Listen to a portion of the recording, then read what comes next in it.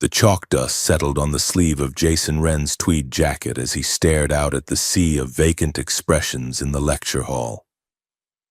The University of Chicago's climate control system hummed a low, monotonous drone that seemed perfectly calibrated to induce sleep. Jason tapped the blackboard with a piece of calcium carbonate, underlining the word syntax with a jagged stroke. The problem with teaching xenolinguistics was that, officially, there was no one to talk to. It was a theoretical field, a study of how we might communicate with the unknown, provided the unknown did not simply vaporize the planet upon arrival. Jason checked his watch. It was 3 in the afternoon. 10 minutes remained before he could retreat to his office and stare at the uncoded radio bursts he had been obsessing over for 6 months. He cleared his throat. The sound echoed in the quiet room. He told the students that the fundamental error in most first contact scenarios was the assumption of anthropomorphic logic. He explained that if a species evolved in a hive mind or a non-linear time perception, a handshake might be interpreted as a declaration of war, or perhaps a proposal of marriage. A few students chuckled. Most just typed on their laptops. The double doors at the back of the lecture hall swung open. They did not creak. They moved with a heavy hydraulic smoothness that was entirely out of place for a building constructed in the 1950s. 3 men entered. They wore charcoal suits that fit too perfectly, cut from a material that absorbed the light rather than reflecting it. They did not look like campus security. They moved with the fluid, predatory grace of apex predators entering a grazing pasture. The lecture hall went silent. The typing stopped. Jason lowered his chalk. He asked if he could help them. The lead agent walked down the center aisle, ignoring the students.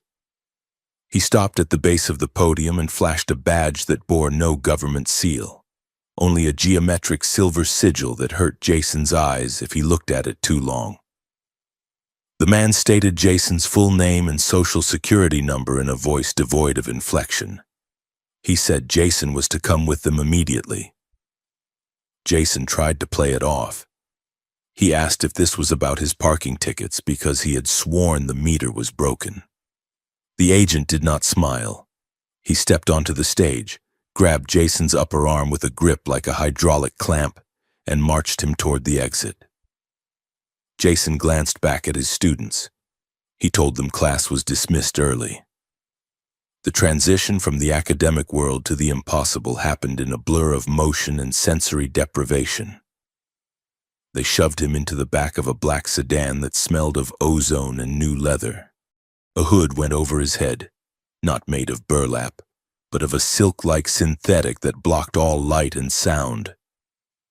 He felt the car accelerate, the G-forces pressing him back into the seat with a violence that suggested they were no longer on a road. Then came the sensation of lifting, a stomach-churning vertical ascent that lasted for 20 minutes. When the hood was ripped off, Jason vomited. He was on his hands and knees on a floor made of polished hexagonal tiles that glowed with a faint, rhythmic blue pulse. He wiped his mouth and looked up. He was not in a police station. He was not in a government black site. He was standing on a bridge. Beyond the massive curving viewport that stretched 100 feet across the wall, the earth hung suspended in the void, a marble of sapphire and clouds. It was vast, beautiful, and terrifyingly far away. Jason stood up, his legs trembling.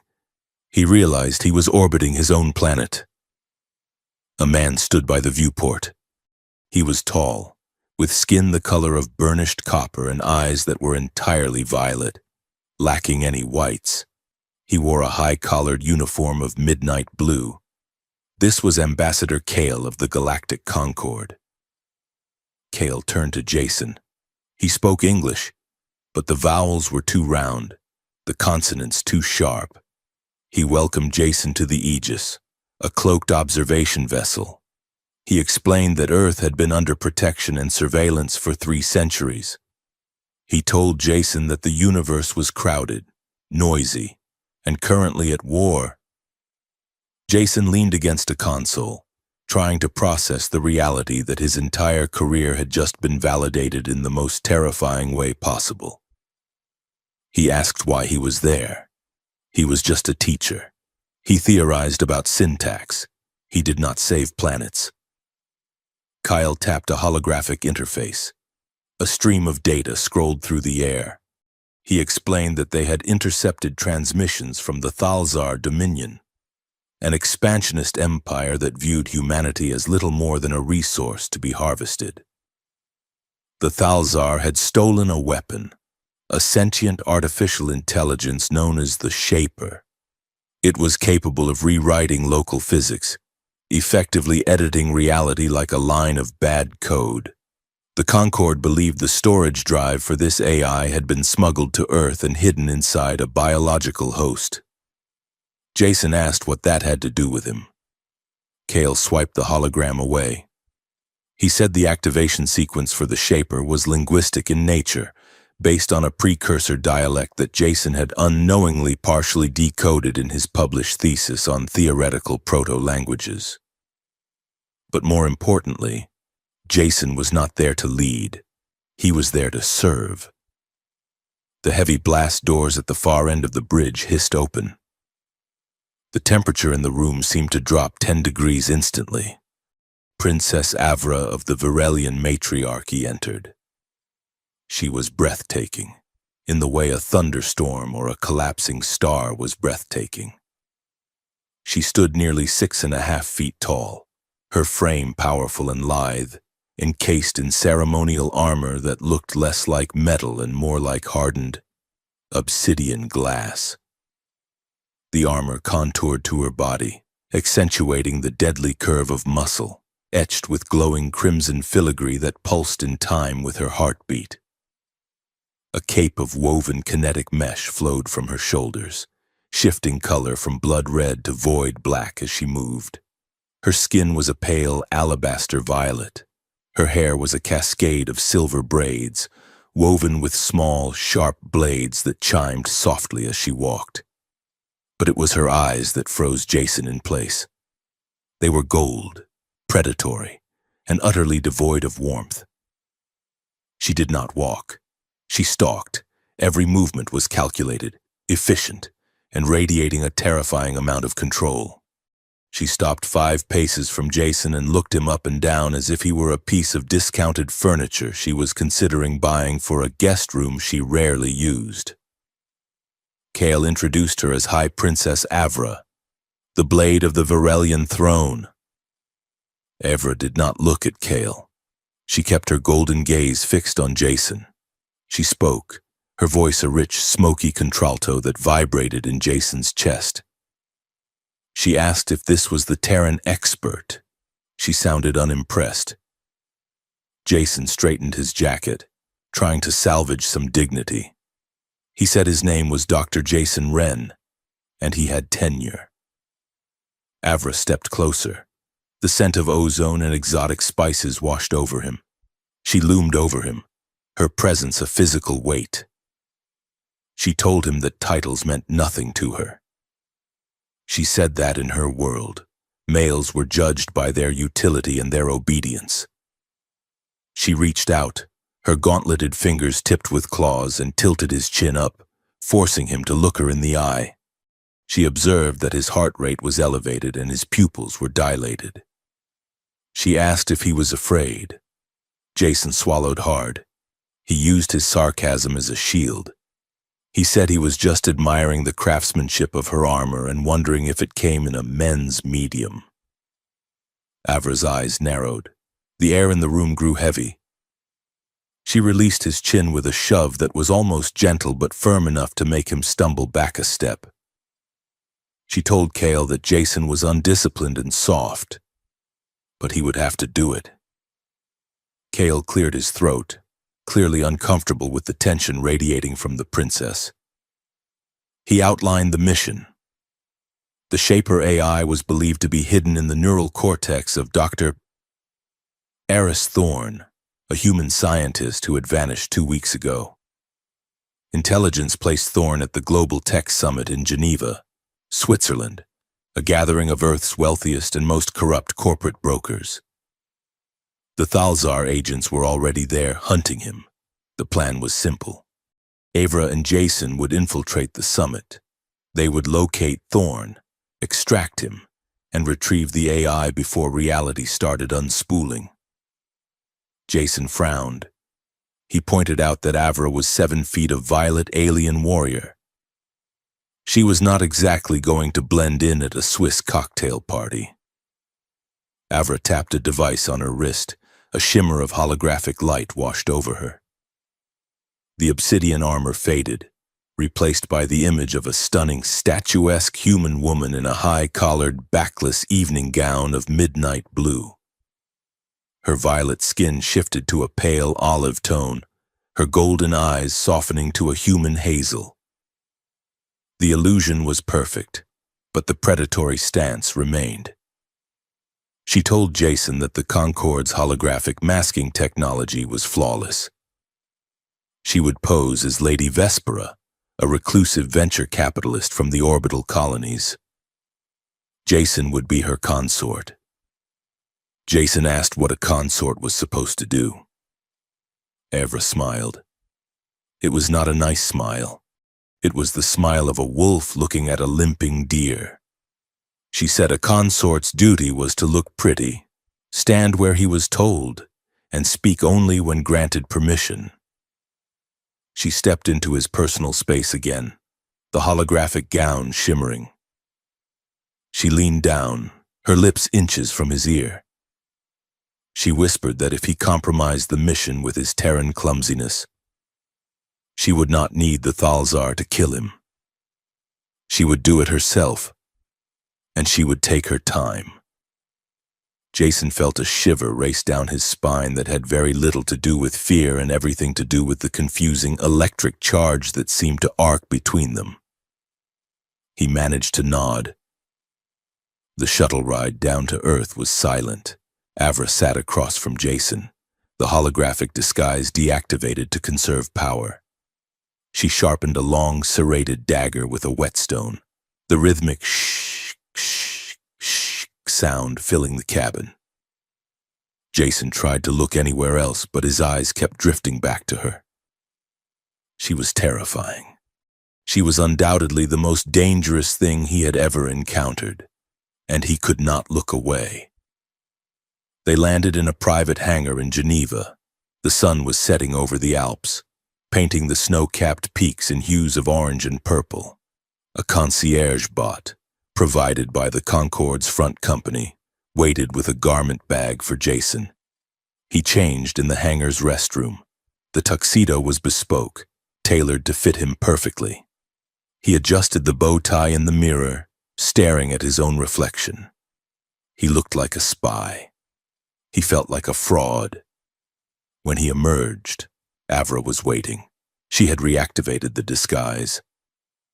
She stood by the waiting limousine, the midnight blue gown clinging to her form like liquid shadow.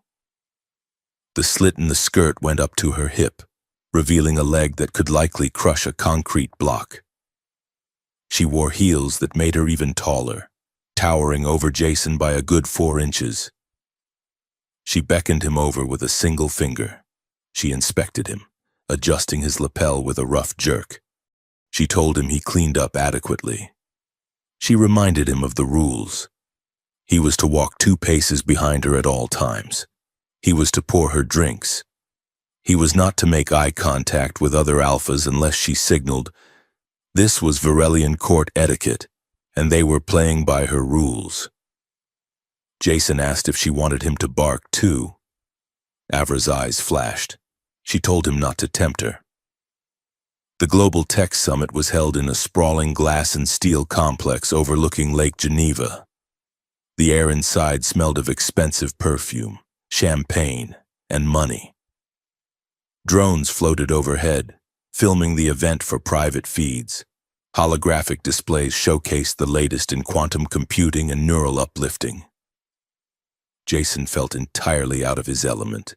He walked the required 2 paces behind Avra, feeling ridiculous. She moved through the crowd like a shark in a koi pond. People parted for her. She radiated an aura of absolute authority that the wealthy and powerful were naturally drawn to. She stopped at a bar carved from a single block of ice. She did not ask for a drink. She simply looked at the bartender, then looked at Jason. Jason scrambled, realizing his cue. He stepped forward, ordered a dry martini for her and a whiskey for himself. He placed the martini in her hand. She did not thank him.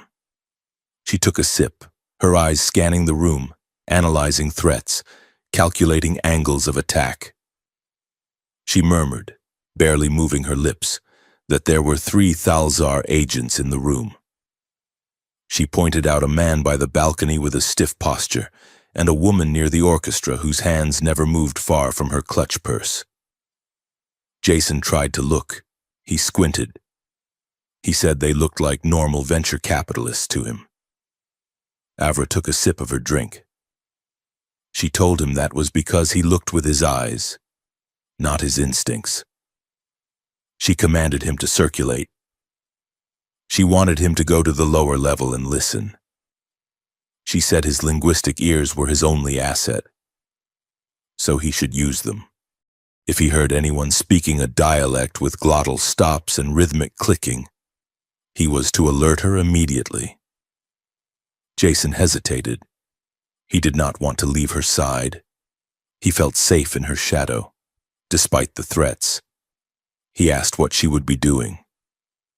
She smirked. She said she would be hunting. Jason made his way down the grand staircase to the lower ballroom. The music here was louder, a thrumming electronic bass. He nursed his whiskey, weaving through the crowd. He listened to snippets of conversation. Mergers, acquisitions, hostile takeovers. It was all boring human greed. Then he heard it. Near a display of prototype cybernetic limbs, a heavy-set man in a velvet suit was arguing with a waiter. The man was speaking French, but the cadence was wrong. The stress was on the wrong syllables. He was using a syntax structure that placed the object before the subject in a way that no Romance language did. It was consistent with the Thalzar intercept logs Jason had studied.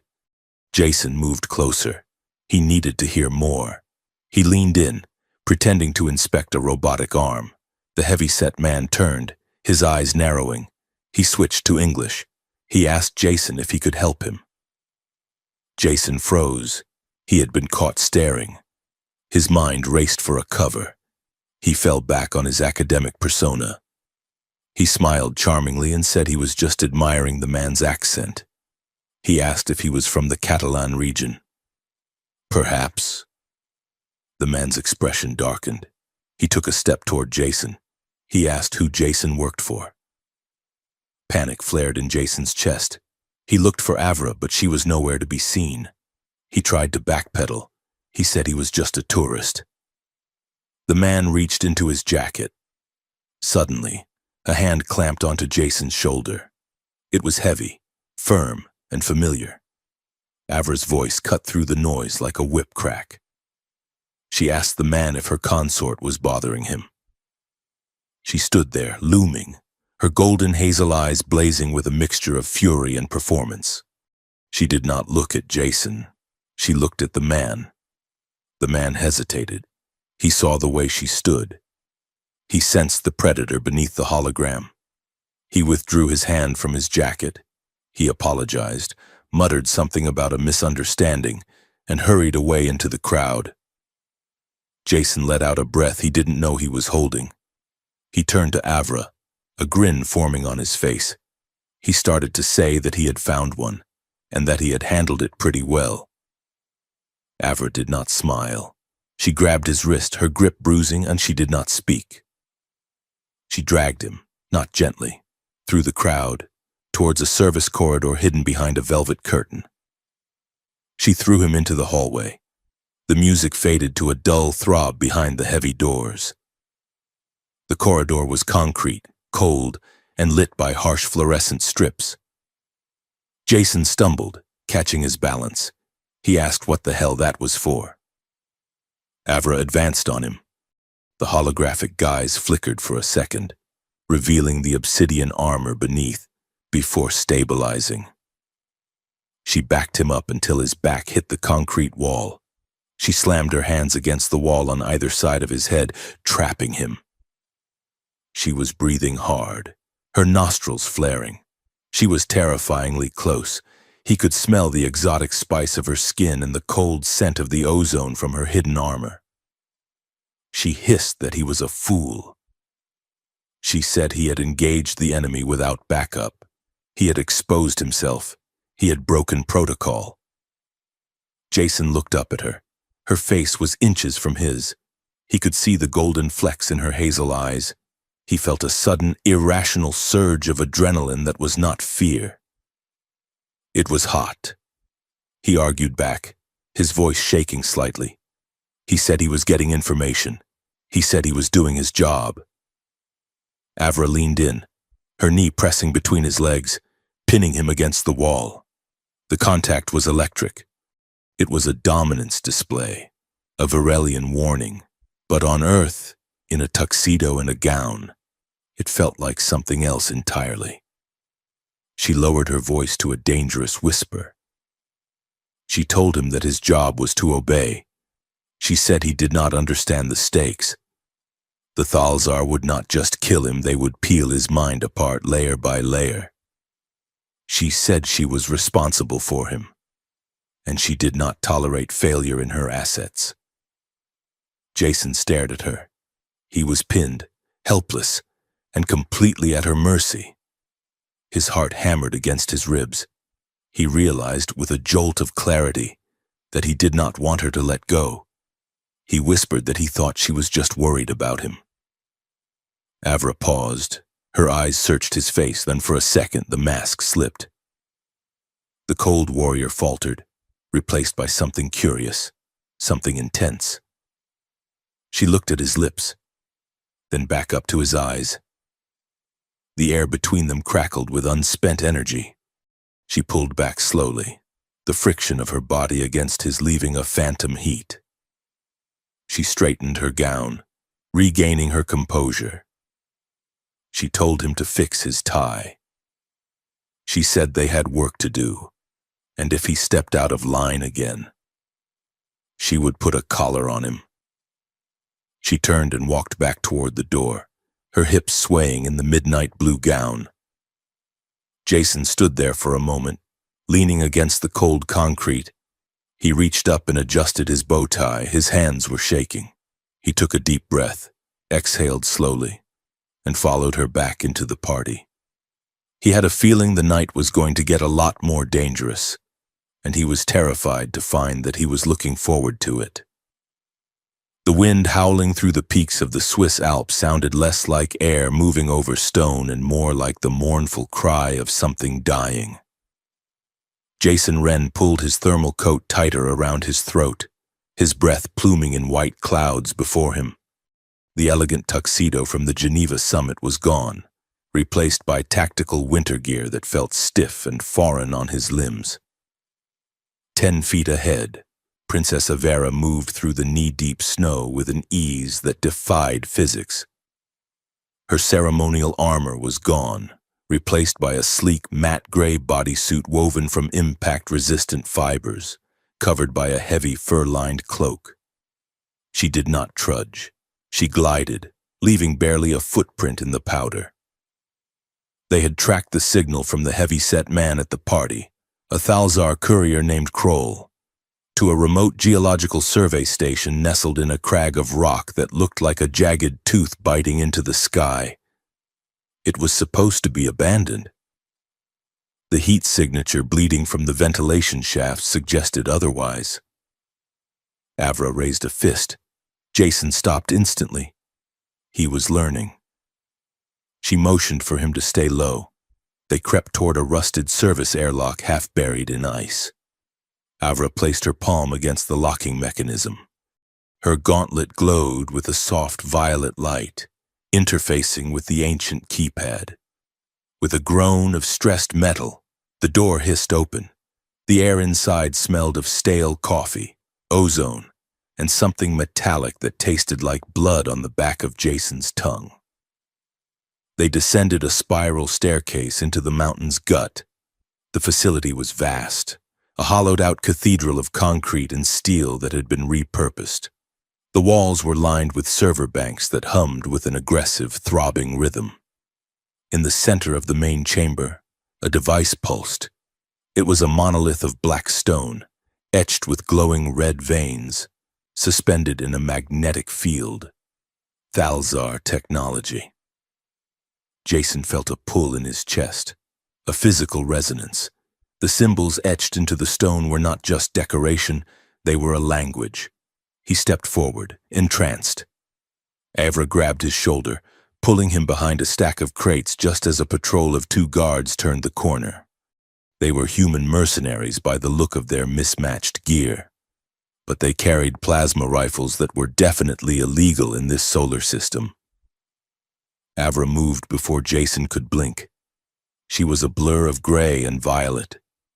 She struck the first guard in the throat, a precise, crushing blow that dropped him silently. The second guard managed to raise his rifle, but Avra was already inside his guard. She swept his legs, drove a knee into his solar plexus, and dragged him into the shadows behind the crates. She pinned him against the metal container, her forearm against his windpipe. She looked at Jason and nodded toward the monolith. She told him to work. She said she would handle the security. Jason scrambled toward a console near the monolith. The screen was a cascade of jagged, aggressive script. It was Thalzar battle cant, a language designed for war, lacking soft vowels or passive verbs. But beneath the surface layer, he saw something else, a subcode, mathematical poetry. He began to type, his fingers flying across the holographic interface. He had to bypass the encryption without triggering the self-destruct. It was like trying to defuse a bomb by solving a crossword puzzle written by a psychopath. Behind him, the sound of the interrogation was wet and brutal. Avra did not shout. She spoke in low, terrifying tones. Jason heard the snap of a finger, followed by a stifled whimper. He focused on the screen. The syntax was recursive. It was a loop. To open, one must close. To see, one must be blind. It was a paradox engine. Avra's voice drifted over. She asked the mercenary where the Shaper AI had been moved. The mercenary spat a curse. There was another wet thud. Avra told him that she could break every bone in his hand, individually, or he could tell her the launch codes. Jason's hands shook, but his mind was sharp. He realized the code was not a wall. It was a conversation. He had to ask it to open. He typed a sequence of phonemes that translated to a request for sanctuary. The red light on the monolith turned green. The magnetic field lowered. A data drive ejected from the core. Jason grabbed it. He turned to signal Avra just as the blast doors on the far side of the chamber blew inward. A squad of 6 armored figures stormed in.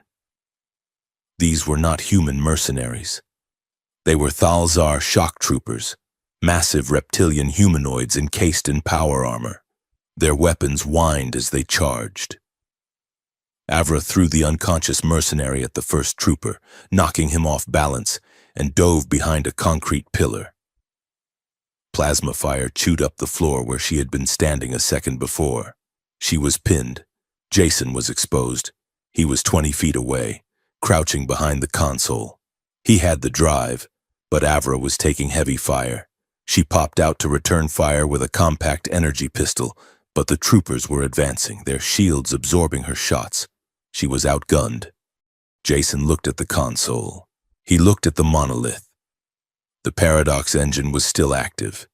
He understood the language of the machine now. He knew how to tell it to scream. He typed a rapid sequence of commands. overriding the safety dampeners on the magnetic containment field. He inverted the polarity of the gravity well. He shouted for Avra to get down. She did not hesitate. She dropped flat. Jason hit an execution. The monolith let out a sound that was not sound, but a wave of pure pressure. A gravity pulse erupted outward. It hit the advancing Thalzar troopers like a physical hammer. They were lifted off their feet and slammed violently into the ceiling, then dropped to the floor as the field reversed instantly. Their armor sparked and seized. The lights in the facility blew out, plunging them into darkness. Silence followed, save for the groans of the incapacitated troopers. A hand grabbed Jason's collar and hauled him up. Avera's eyes glowed in the dark, reflecting the dying embers of the console. She looked at the devastation, the elite shock troopers neutralized by a linguist. She looked at him. For the first time, there was no mockery in her gaze. There was an assessment. She told him that was an acceptable improvisation. They ran. They emerged from the mountain into a blizzard that had turned white out. The hover skiff they had arrived in was compromised. The enemy had undoubtedly tagged it. They had to move on foot. They trekked for 3 hours through the biting cold, navigating by Avra's internal compass. Jason's legs burned. His lungs felt like they were filled with glass. But he did not complain. He matched her pace as best he could. They found sanctuary in an old logger's cabin tucked into the tree line of a lower valley. It was rough-hewn timber, abandoned but sturdy. Avra kicked the door in, sweeping the room for threats. It was empty. She barricaded the door while Jason found dry wood and started a fire in the stone hearth. As the flames caught, casting dancing shadows against the log walls, the adrenaline began to crash. Avra sat on a dusty rug before the fire. She began to strip off her armor. The heavy kinetic plates hit the floor with dull thuds beneath the bodysuit. She was bruised. A nasty plasma burn grazed her shoulder. The skin blistered and violet black. Jason found a first aid kit in his pack. He knelt beside her. He asked if he could help. Avra went still. She looked at the med kit, then at him. She nodded once. He cleaned the wound with antiseptic. She did not flinch, though her muscles coiled tight as steel cables under his touch. The silence in the cabin was heavy, filled only by the crackle of the fire and the wind outside. Avra spoke, her voice softer than he had ever heard it. She said that the Thalzar trooper had her dead to rights. She admitted she had miscalculated their numbers. Jason bandaged the shoulder. He said that everyone makes mistakes. Avra laughed, a harsh, brittle sound. She stared into the fire. She told him that princesses do not make mistakes, not if they want to survive. She explained that in the Varelian matriarchy, weakness is a capital offense. From the moment she could walk, she was trained to dominate, to control, to never show fear or hesitation. Her sisters were her rivals, her mother her judge. The armor she wore was not just for protection, it was a cage she had built herself to keep the softness out. She looked at Jason. She said it was exhausting, being the blade all the time. Jason finished the bandage. He sat back on his heels, meeting her gaze. He told her that he understood the need to build walls. He told her about his life before the Concord. He spoke of relationships where his intellect was fetishized but his emotions were ignored. He spoke of a fiancée who loved his tenure but hated his hobbies, who made him feel small and indecisive until he began to believe it. He told Avera that he had always been drawn to powerful women because he thought their strength could protect him. But he had learned the hard way that some people use strength only to crush others. He said he was used to being an accessory, the one who stood 2 paces back. Avra turned fully toward him. The firelight played across her violet skin, making her gold eyes burn. She reached out and touched his face. Her claws were retracted, her fingertips calloused but gentle. She asked him why he had stayed with them. Jason leaned into her touch. He said he stayed because he thought he deserved it. He thought that being useful was the same thing as being loved. Avra moved closer. The air shifted. The tension that had been simmering between them since the ship, the friction, the dominance, the teasing changed frequency. It became magnetic. She told him that he was not useless. She said that today, on that mountain, he was dangerous. And she liked dangerous things. She pushed him back, not against a cold wall this time, but onto the rug before the fire. She loomed over him, straddling his hips. The power dynamic was there, palpable and heavy, but the threat was gone. She leaned down, her hair brushing his chest. She asked him if he trusted her. Jason looked up at her. He saw the warrior who could kill with her bare hands, and the woman who was tired of carrying the world. He saw the intent in her eyes. It was a demand. Yes. But it was also an offer. He whispered that he did. Avra kissed him. It was not tentative. It was a claim. She took control with a natural, fluid grace, guiding his hands, dictating the pace. But unlike the performative dominance of the gala, this was attentive. She watched his reactions, adjusting her weight, her touch to his response. When she pinned his wrists above his head, her grip was secure but grounding, an anchor in the storm of sensation. It was a revelation for Jason. In the past, submission had felt like erasure. With Avra, it felt like amplification. She did not want him to be weak. She wanted him to be hers. Later, as the fire died down to glowing coals, they lay tangled together under the heavy fur cloak. Avra's head rested on Jason's chest, her arm thrown protectively across him. The wind still howled outside, but inside, the world was small and warm. Jason ran his hand down the curve of her spine. He broke the silence. He said that he had never felt so safe surrendering. Avra tightened her hold on him slightly. She murmured into his skin that he should sleep. She said she would keep watch. The respite was short-lived. By dawn, the data drive Jason had deciphered revealed their next destination. The trail of the Shaper AI did not end in Switzerland. The scientist, Dr. Thorne, had been moved again.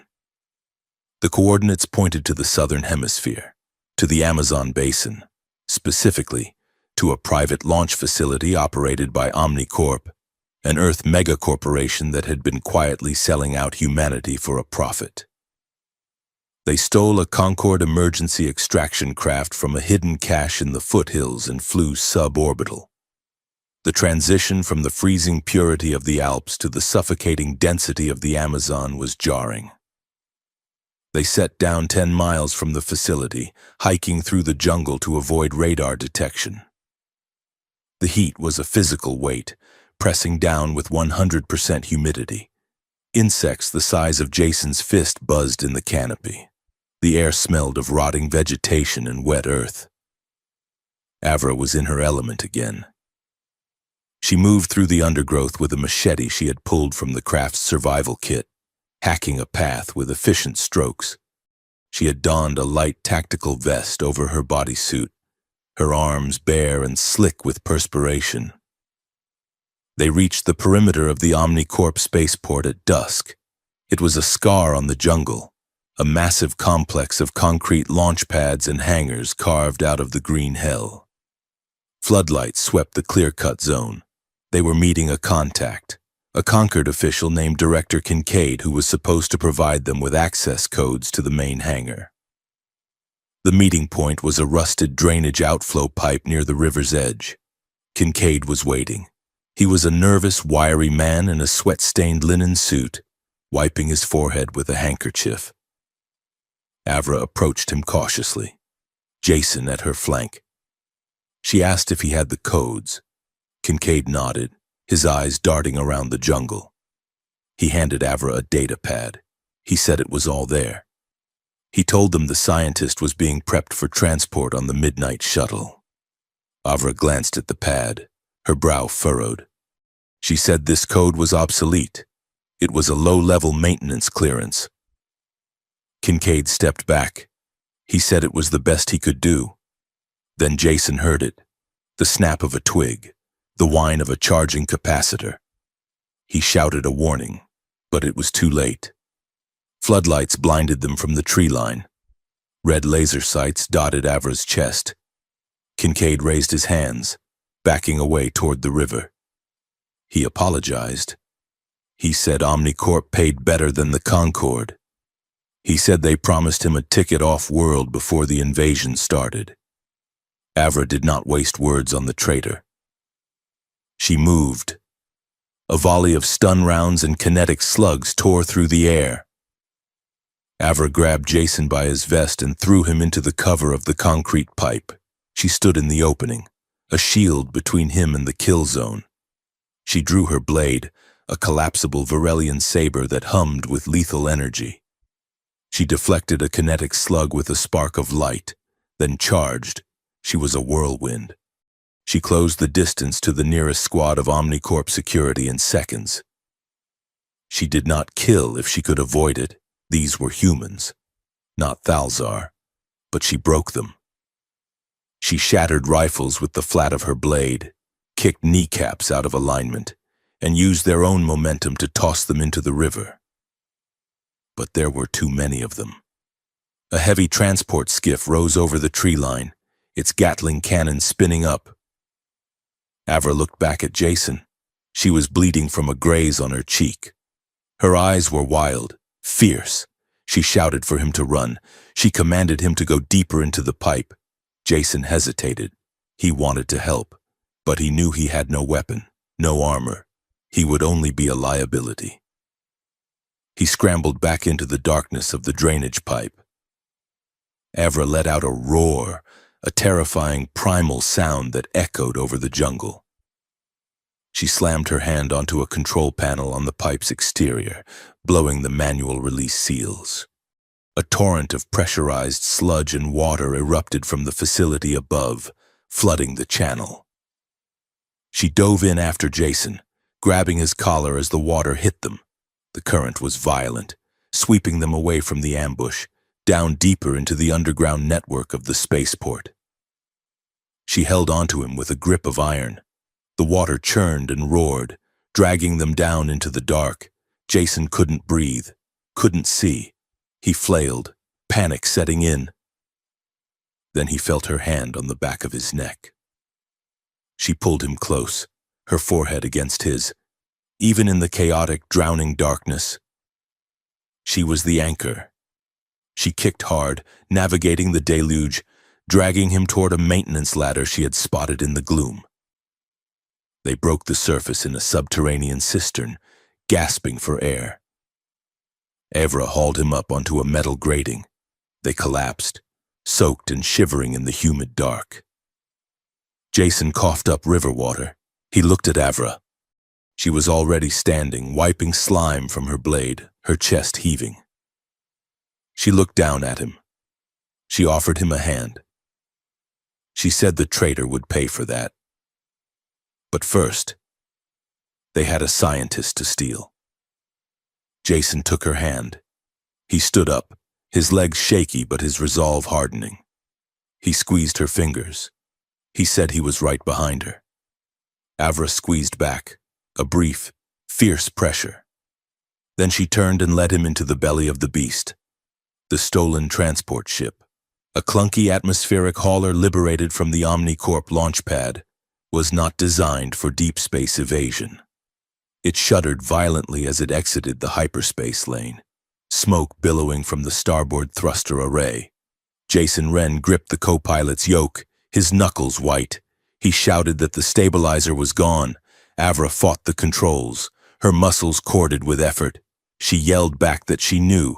She banked the ship hard to the left, narrowly missing a debris field of frozen methane crystals. They were in the Zagora system, a lawless frontier sector known for its gravitational anomalies and pirates. Behind them, the sensors screamed a warning. 3 pursuit vessels, sleek, dagger-like interceptors bearing the sigil of the Concorde's Black Ops division, were closing in. They were fugitives now, hunted by the very alliance that had recruited them, and by every mercenary with a scanner who wanted the bounty on their heads. Avra slammed her fist onto the emergency descent lever. She said they were going down. The target was a moon orbiting a gas giant that swirled with violent purple storms. The moon, designated Z-44, was a verdant, untamed jungle world with a gravity well that fluctuated like a chaotic tide. The crash was controlled, barely. Avra skimmed the treetops, shearing off the ship's wings to scrub speed, before belly flopping into a swamp of iridescent blue mud. The impact threw Jason against his harness, knocking the wind out of him. Silence fell, heavy and humid. Avra popped the canopy release. She checked Jason immediately, her hands running over his chest and arms, checking for brakes. She asked if he was intact. Jason groaned, unbuckling his straps. He said he thought he left his stomach in orbit, but otherwise, he was fine. They scrambled out of the wreckage just as the fuel cells ignited. They sprinted into the alien foliage, putting distance between themselves and the smoke pillar that would inevitably draw their pursuers. Z-44 was a hallucinogenic nightmare of biology. The trees were towering spirals of crystalline bark that hummed in the wind. The wildlife consisted of 6-legged reptilian cats and birds that seemed to phase in and out of visibility. But the strangest thing was the gravity. One moment. Jason felt heavy, his boots sinking deep into the moss. The next, he felt weightless, bounding 20 feet in a single step. They made camp in a cavern hidden behind a waterfall of violet liquid. It was defensible, with a single entrance and a narrow fissure in the ceiling that let in the pale light of the gas giant above. For 2 days, they laid low, waiting for the heat to die down. The pursuit ships were scanning the sector, their sensor sweeps passing overhead like terrifying searchlights. During the lulls in the gravity, when the moon's pull weakened to near zero, Avra began his training. She handed him a spare blade, a training version of her own, weighted and balanced but dull-edged. She circled him in the cavern, floating inches off the ground. She told him that a blade was not a club, it was an extension of his will. She explained that in low gravity, momentum was his enemy and his lover. If he swung too hard, he would spin out of control. He had to anchor himself. Jason was clumsy at first. He flailed, spinning comically in the air, crashing into the cavern walls. Avra corrected him without mercy, but also without cruelty. She would catch his wrist, twisting it to show him the angle of the strike. Her body pressed against his to stabilize him. She told him to stop thinking. She said his mind was too loud. He was analyzing the physics of the swing instead of feeling the flow of the combat. By the 3rd day, he was improving.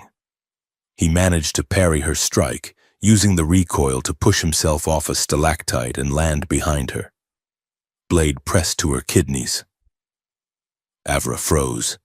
She turned her head, a slow smile spreading across her face. She said that was adequate. That evening, hunger became the primary enemy. Their ration packs were gone.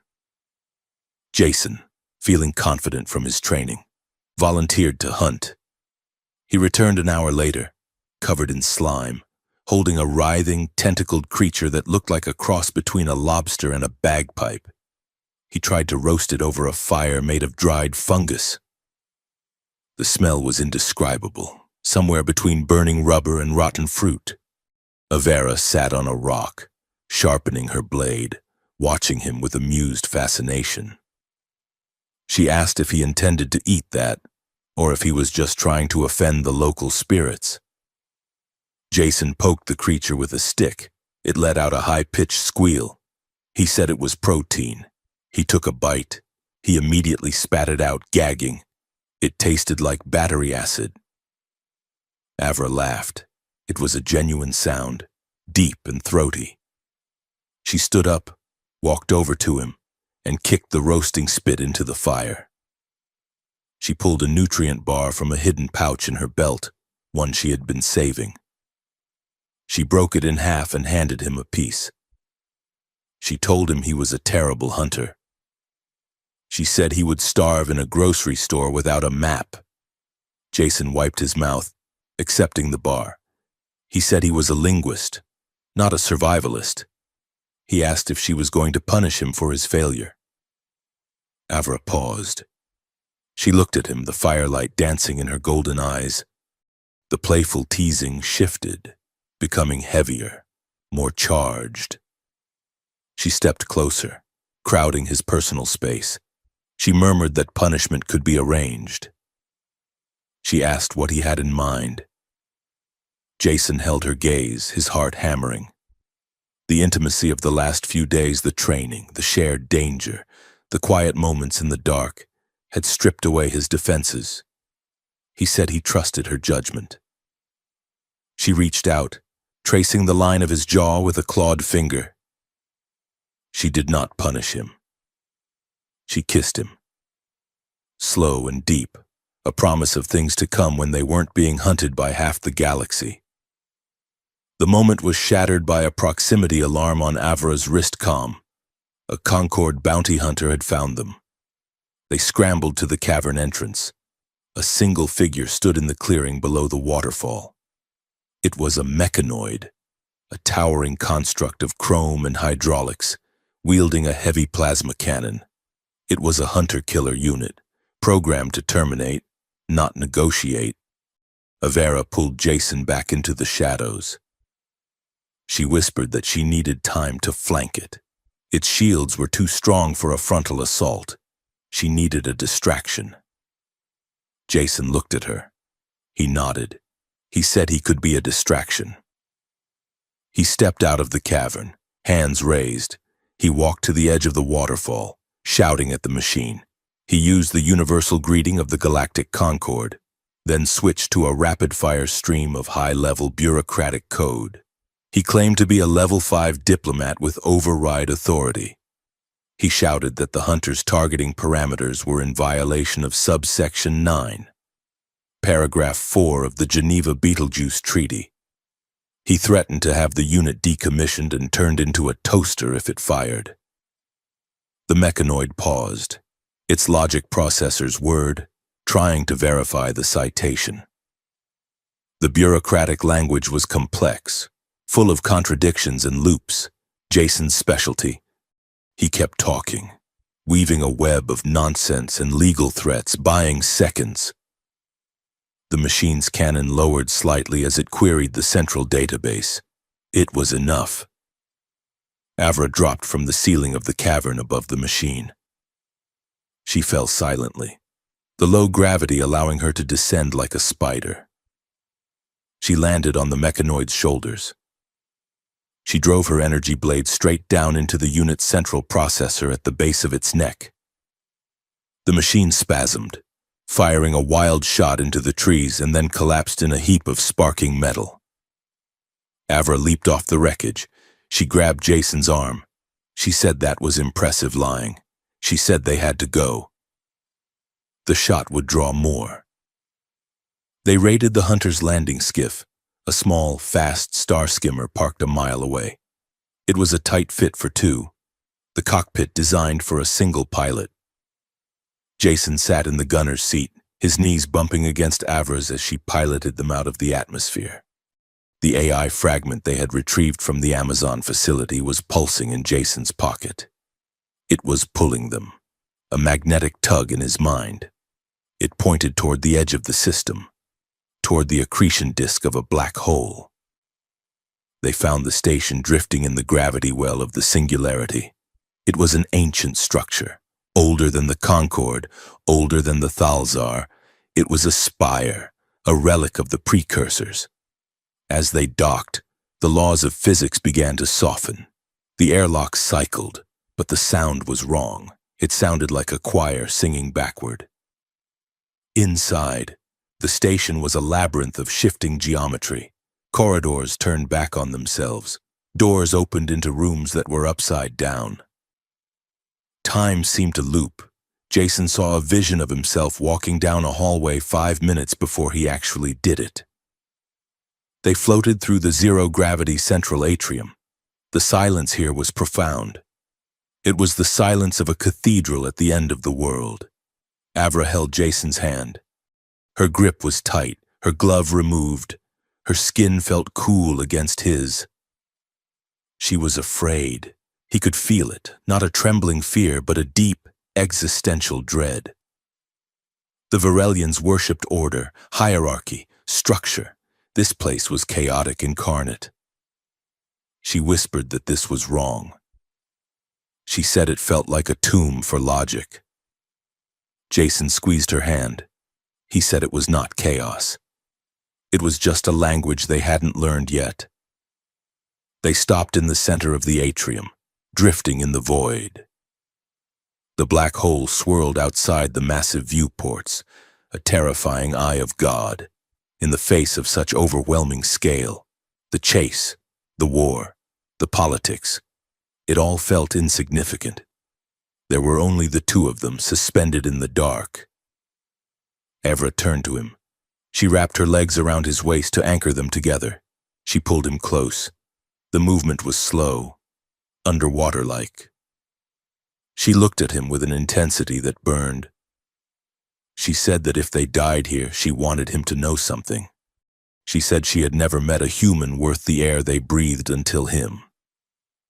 Jason touched her face, cupping her cheek. He said they weren't going to die. They kissed, in zero gravity, without the weight of the world pressing down on them. It was an act of pure connection. It was desperate and tender, a reaffirmation of life in a place of death. It felt spiritual, a merging of two souls who had found the only other real thing in a universe of illusions. They drifted like that for a long time, holding on to each other as the station groaned around them. Finally, the pull of the AI fragment became insistent. Jason pulled back, breathless. He said they were close. They navigated to the core of the station. There, floating in a containment field, was a shard of crystal. It was jagged, glowing with an inner light that shifted colors faster than the eye could track. This was a piece of the Shaper. Jason approached it. Avra stayed back, her hand on her blade, watching the shadows. He reached out. He hesitated. He remembered Kale's words about his DNA, about the buried link. He touched the crystal. It did not burn. It felt like ice. The light flared, blindingly white.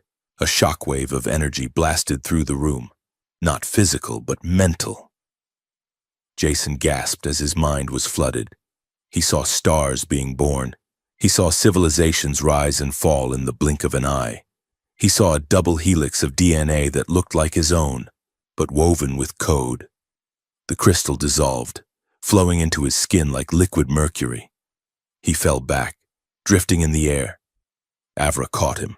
She shook him, shouting his name. Jason opened his eyes. His irises were no longer just brown. They were swirling with faint, luminescent geometric patterns. He looked at Avra. He spoke, and his voice layered with a harmonic resonance that vibrated the bulkheads. He said he knew where the rest of it was. He said he knew what he was. The station began to shake. The black hole outside roared silently. The Shaper had awakened, and it had found its host. The universe no longer looked like empty space to Jason Wren. It looked like a tapestry of equations, a sprawling infinite code written in light and gravity. Since the shard of the Shaper AI had dissolved into his bloodstream, the headache had been constant. A low-frequency thrum behind his eyes that spiked whenever he looked at a star map. He could see the math of the hyperspace jump before the nav computer calculated it. He could taste the probability of engine failure like copper on his tongue. He sat in the mess hall of the stolen star skimmer, staring at a cup of synthesized coffee. In his vision, the steam was not just vapor. It was a turbulent simulation of fluid dynamics, and for a split second, he saw the cup shatter on the floor 5 seconds into the future. Jason moved his hand. He caught the cup as it slid off the vibrating table, exactly 4 seconds before it would have fallen. Across the room, Avra watched him. She had not taken her eyes off him since they left the station. She sat sharpening her blade, the rhythmic shh sound the only anchor Jason had to reality. She was worried. He could feel her anxiety radiating off her like heat from a furnace. Another new sense the AI had gifted him. They rendezvoused with a Concorde cruiser in the shadow of an asteroid belt near the Sol system. They needed supplies, intel, and a way back to Earth without being vaporized by the orbital defense grid. The contact was waiting in the cruiser's docking bay. It was not Kale. It was a woman who moved with the same lethal, fluid grace as Avra, but with a more predatory, playful edge. She wore a skin suit of iridescent white scales and a smile that looked dangerous. This was Scylla, a high-ranking operative of the Varelian intelligence wing. Scylla circled Jason as he disembarked, her eyes, a piercing electric blue, scanning him with undisguised hunger. She ignored Avra entirely. She stepped into Jason's personal space, inhaling deeply. She commented that the stories were true. She said he hummed with power. She reached out a hand to touch his chest, her claws extended slightly. Avra was there in a blur of motion. She caught Scylla's wrist midair. The impact of their forearms colliding cracked like a whip. Avra growled low in her throat. She told Scylla to keep her claws sheathed, or she would remove them. Scylla laughed, a sound like wind chimes in a storm. She pulled her arm back, rubbing her wrist. She looked at Avra with mocking pity. She asked if Avra was claiming the human. She noted that such possessiveness was usually reserved for bondmates, not assets. She looked back at Jason and winked. She said that if he ever got tired of the old-fashioned brute force approach, he should look her up. She promised she could teach him how to use that new power of his in ways Avra could not imagine. The jealousy that flared in Avra was a cold, sharp thing. She grabbed Jason by the collar of his flight suit and shoved him toward the airlock of their own ship, turning her back on Scylla. She told the operative to have the coordinates for the Tokyo insertion ready within the hour. Back in their quarters. The air was thick with unsaid words. Jason sat on the edge of the bunk, his head swimming with visions of Scylla's face superimposed over a dozen potential timelines. In one she killed him, in another she kissed him, in another she sold him to the Thalzar. Avra locked the door. She paced the small room, her tail twitching, a sign of extreme agitation he had learned to recognize. She stopped in front of him. She looked down, her golden eyes blazing. She told him to stand up. Jason stood. He felt the AI thrumming in his blood, urging him to analyze her, to predict her strike. He suppressed it. He focused on women, not biology. Avra unclasped her cloak, letting it fall to the floor. She stood in her bodysuit, powerful and imposing. She said that Scylla was right about one thing. He was changing. He was becoming something else. And she needed to know that the man she dragged out of that lecture hall was still in there.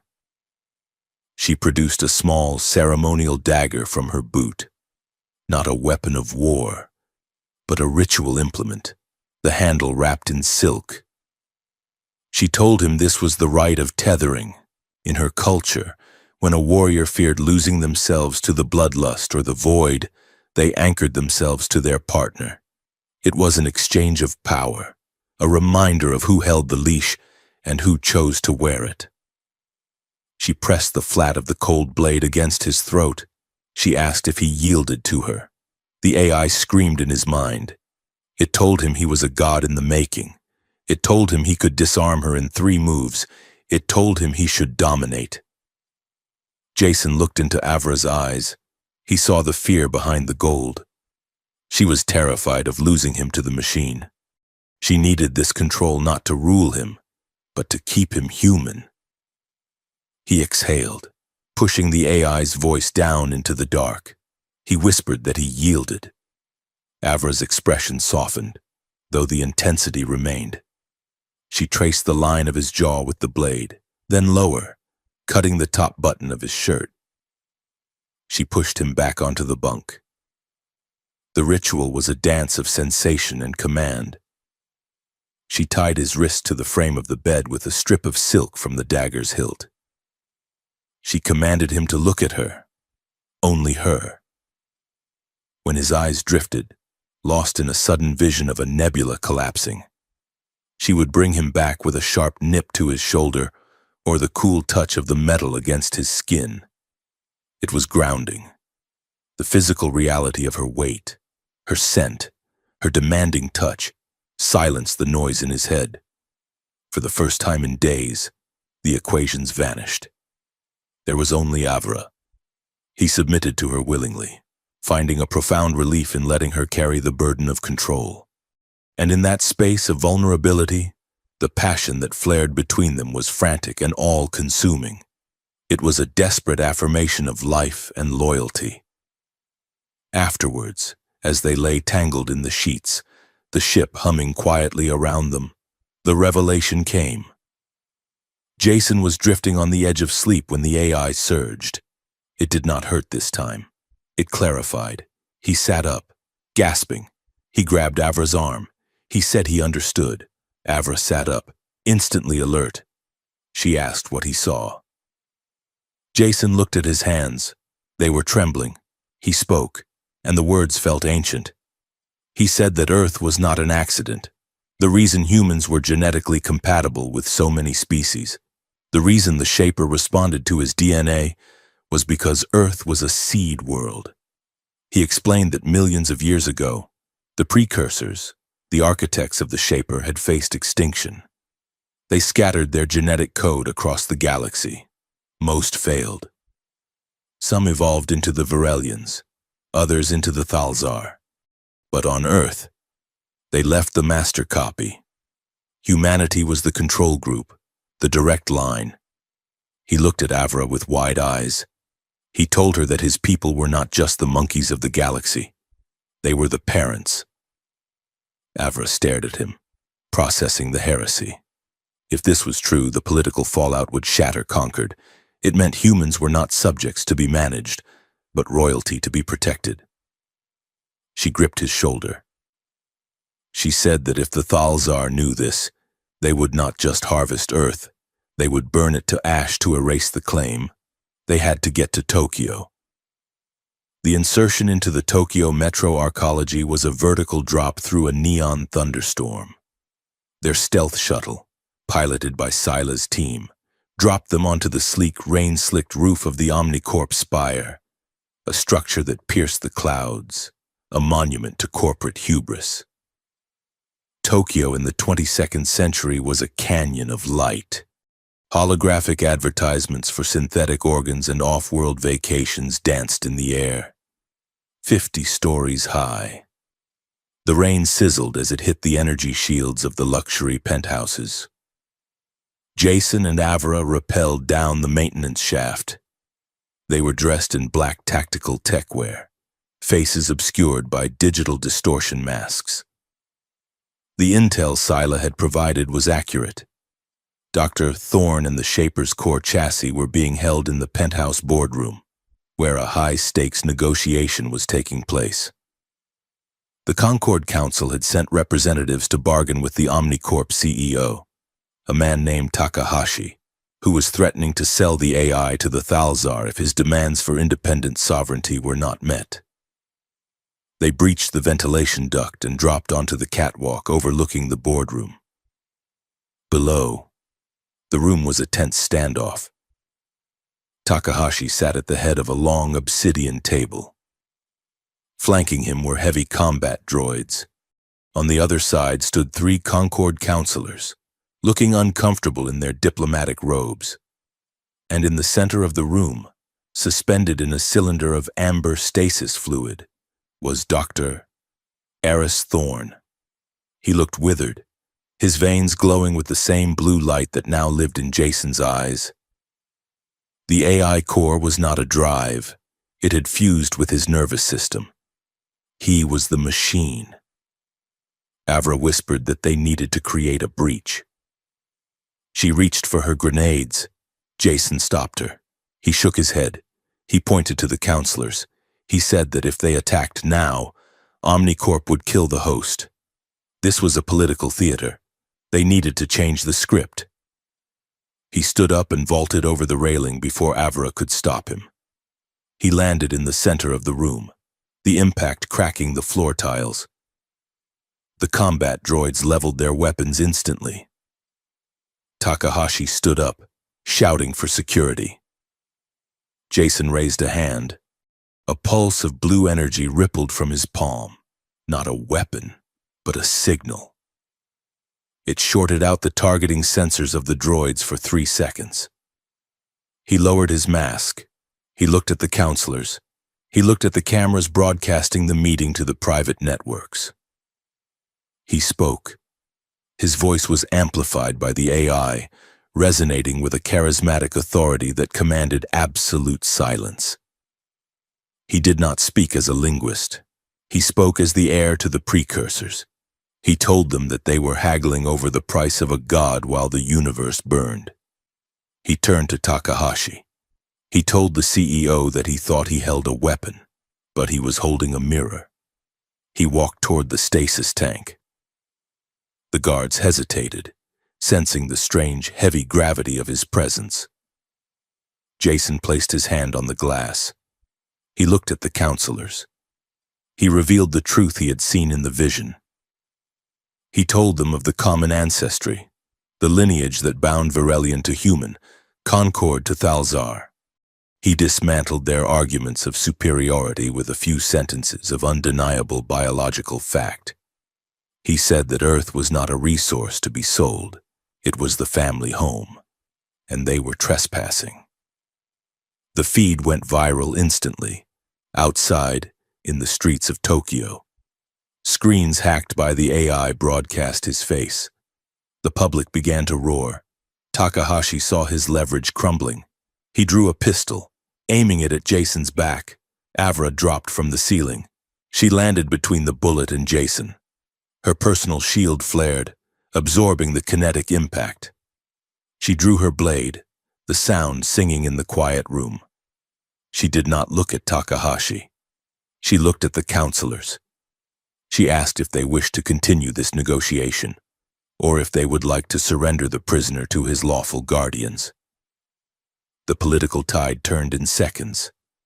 The counselors, sensing the shift in public sentiment and the lethal threat of a Varelian princess, ordered Takahashi to stand down. They secured Thorne.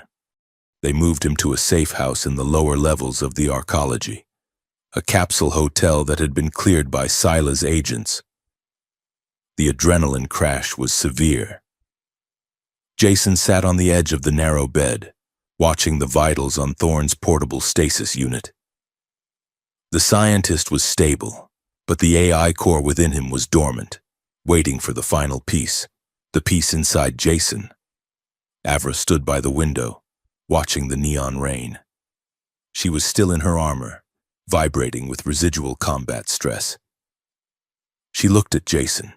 She looked at the way he had commanded the room, the way he had silenced the council.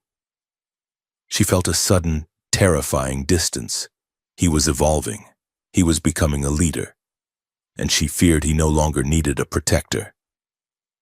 She started to speak, to offer a tactical assessment, to reassert her role. She began to say that his entry was reckless. Jason stood up. He crossed the room in 2 strides. He did not wait for her permission. He did not ask for her hand. He took her face in his hands and kissed her. It was not the kiss of a submissive. It was hungry, demanding, and possessive. He pressed her back against the reinforced glass of the window, the neon lights of Shinjuku framing her silhouette. Avra gasped, surprised by the sudden shift in gravity. She instinctively tried to turn him, to pin him, but he held his ground. He was stronger than he looked, bolstered by the AI, but the strength was mostly in his intent. He pulled back an inch, his forehead resting against hers. He looked deep into her eyes. He told her to stop thinking. He told her that she did not always have to be the shield. He said that tonight. She could just be Avra. The warrior princess, the blade of the throne, faltered. Her shoulders dropped, the tension that held her together like a tightly coiled spring released. She looked at him. Vulnerability warring with her pride. She whispered that she did not know how to be anything else. Jason kissed her forehead, then her lips. Softer this time. He said he would teach her. For the first time, Avra surrendered. She let him lead her to the bed. She let him undress her, removing the armor piece by piece, stripping away the expectations of her station. There was no ceremony this time, no silk ties, just the raw, desperate need of two people who had found their equals in the dark. It was Jason who set the pace, Jason who held her, and Jason who whispered promises against her skin as the rain battered the city outside. The next morning, the reality of the war returned. They sat on the floor of the safe house, eating cold rice balls from a vending machine. Scylla had sent a heavily encrypted data packet. The Thalzar knew. The broadcast had revealed too much. The Dominion fleet was mobilizing. A dreadnought, the World Eater, was exiting hyperspace near Saturn. It was hidden in the rings, preparing to fire a reality displacement cannon at Earth. They had the core, Thorn. They had the key, Jason. Jason pulled up the schematic of the dreadnought. It was a fortress, bristling with weaponry that could crack a planet. Avra looked at the hologram. The softness of the night before was gone, replaced by the steel of the soldier. But there was a difference now. She sat next to Jason, not above him. Their shoulders touched. She asked what the plan was. Jason zoomed in on the dreadnought's bridge. He pointed to the throne room. He said they were going to do the one thing the Thalzar would never expect. They were going to knock on the front door. He outlined the heist. It was insane. It involved a high-velocity insertion into the rings of Saturn, a Trojan horse protocol using the AI's ability to mimic Thalzar codes, and a two-person assault on a ship containing 10,000 soldiers. Avra looked at him. She grinned, showing her sharp teeth. She said she liked it. She said it sounded like suicide. Jason smiled back, the blue light in his eyes pulsing. He said it was only suicide if they died, and he had checked the timelines. He said they had a non-zero chance of survival. Avra stood up and offered him a hand. She said that was good enough for her. They began to gear up. The final battle for reality was waiting in the dark of the outer system. The rings of Saturn were not a peaceful river of ice, but a chaotic, grinding storm of collision and debris. Millions of tons of rock and frozen methane churned in a silent, violent orbit, hiding the monster that lay within. The World Eater, the flagship dreadnought of the Thalzar Dominion, was a dark stain against the pale beige of the gas giant. It was less a ship and more a weaponized city, a jagged spear of obsidian metal 5 miles long, bristling with kinetic cannons and reality displacement arrays. It sat in the shadow of the B-ring, its gravity generators pulling the ice dust into a swirling vortex around its hull. Jason Wren watched the beast grow larger in the viewport of the stealth shuttle. The headache behind his eyes was blinding now, a crescendo of data that the Shaper AI was feeding directly into his optic nerve. He saw the dreadnought not as metal, but as a grid of stress points, energy signatures, and structural weaknesses. He could taste the electromagnetic output of its shields. It tasted like rusted iron and ozone. Beside him, Princess Avra checked the charge on her pulse rifle. She was fully armored again, but she had painted a white stripe down the center of her violet chest plate, the Varelian mark of the Death Seeker. She was not planning on coming back unless they won. She looked at Jason. She did not ask if he was ready. She reached out and squeezed his knee, her gauntlet cold and heavy. Jason placed his hand over hers. He told her the shield frequency was rotating every 4 seconds. He said he would time the breach. The shuttle, piloted by one of Sila's elite infiltrators, ghosted through the debris field. Ice chunks the size of houses tumbled past, silent and deadly. The pilot, a grim-faced Varelian named Kex, signaled 2 minutes to contact. The plan was madness. They were not docking. They were crashing.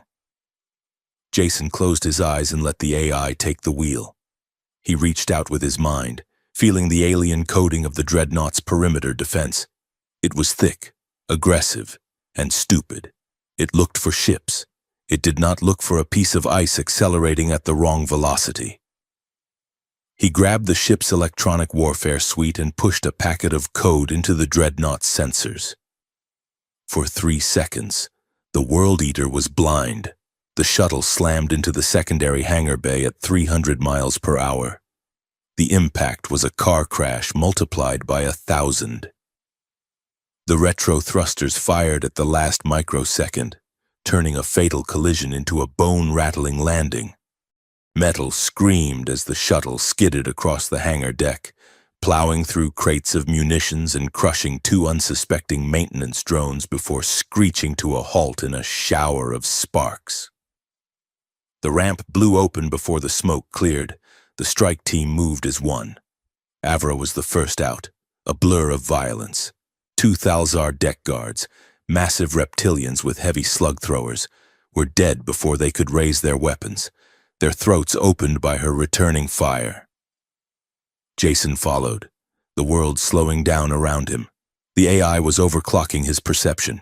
He saw the trajectory of a plasma bolt before it was fired. He stepped to the left, the superheated gas missing his ear by an inch. He raised his own weapon, a modified Concorde heavy pistol, and fired 3 shots. 3 guards dropped, their armor pierced at the exact weak points Jason had visualized. The hangar erupted into chaos. Sirens blared, a discordant rhythmic shrieking that sounded like a dying animal. Avera rallied the squad. She shouted for them to push to the turbolift. They fought their way across the deck. The gravity in the ship was unstable, a side effect of the massive reality displacement engines charging up. One moment, Jason was running on the floor. The next, the gravity inverted and he was falling toward the ceiling. He adapted instantly. The AI adjusted his inner ear balance. He landed on a gantry crane attached to the ceiling, firing down at the confused enemy below. Avra joined him, leaping with impossible grace, using the shifting gravity to turn herself into a kinetic missile. They reached the lift. Kex and 2 other commandos held the door. Jason hacked the panel. The code here was denser, angry. The Thalzar Queen was aware of them. The ship itself was fighting back. The doors hissed open. They piled in. Jason punched the coordinates for the throne room. The lift shot upward, accelerating with G-forces that would have blacked out a normal human. Jason just gritted his teeth, his veins glowing with blue light. He looked at Avra. She was breathing hard, a smear of blue alien blood across her helmet. She looked magnificent. She looked terrified. She told him that once they reached the command deck, the Queen would be waiting. Zalcora. She was not just a leader. She was a biological horror. twisted by centuries of genetic experimentation to commune directly with the Dominion's war machines. The lift screeched to a halt, but not at the command deck. The doors opened to a corridor that shouldn't exist. It was not metal. It was flesh and stone, pulsing with a wet, red light. The air smelled of rot, a trap. Avra shoved Jason back as a wave of distortion energy washed over them. It was the Shaper's technology, twisted by the Thalzar. It separated the mind from the body's perception. Jason fell. He didn't hit the floor. He fell through the floor, tumbling into a void of gray mist. He shouted Avra's name. Her voice echoed back, distant and distorted. She ordered him to find the core. She screamed that she would hold them off. Then, silence. Jason landed on a surface that felt like polished glass. He stood up. He was alone, or so he thought. The mist cleared. He was standing in a lecture hall, the University of Chicago. His blackboard was there, covered in the word syntax written over and over again in jagged chalk. But the room was wrong. The angles were non-Euclidean. The seats twisted into spirals. A figure stood at the podium. It was Jason. But it was not the Jason of now. It was Jason 6 months ago. Tweed jacket, slumped shoulders, tired eyes. The mirror Jason looked up. He sneered. He spoke, and his voice was the whisper of every insecurity Jason had ever buried. He asked if Jason was done playing soldier. He asked if he really thought the alien princess kept him around for anything other than his genetic code. He called Jason a pet, a useful tool that would be discarded the moment the lock was turned. Jason stared at his reflection. The AI inside him surged, offering him a weapon. It offered him the power to erase this hallucination with a thought. Jason refused the weapon. He stepped forward. He told the reflection that he was a pet once. He admitted he had been weak. He had let people use him because he was afraid to be alone. The mirror Jason laughed. He pointed at the door. He said Avera was dying right now because Jason was too slow. He said Jason should just lie down and let the real predators handle the universe. Jason kept walking. He stopped inches from his other self.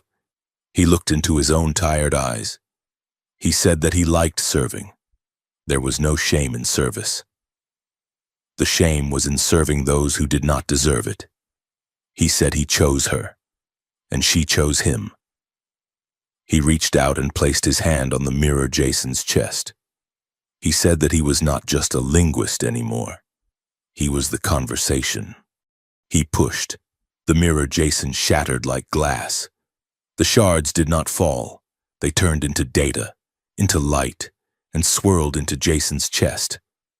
The illusion of the lecture hall dissolved, peeling away like burnt paper. Jason was back in the corridor. The flesh walls were gone.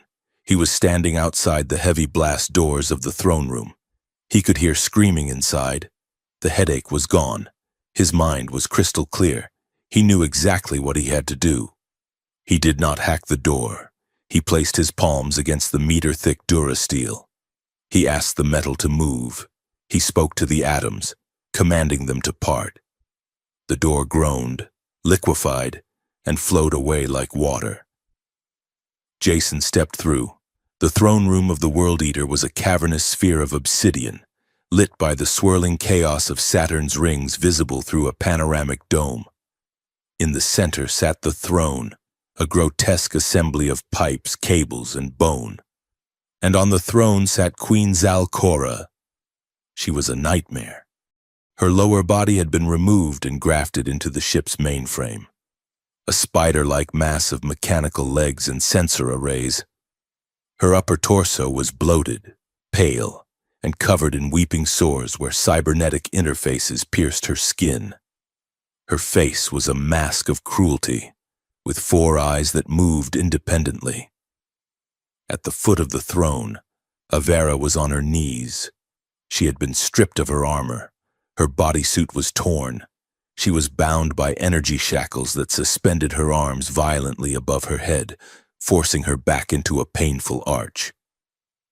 Blood, violet and dark, ran down her face from a cut above her eye.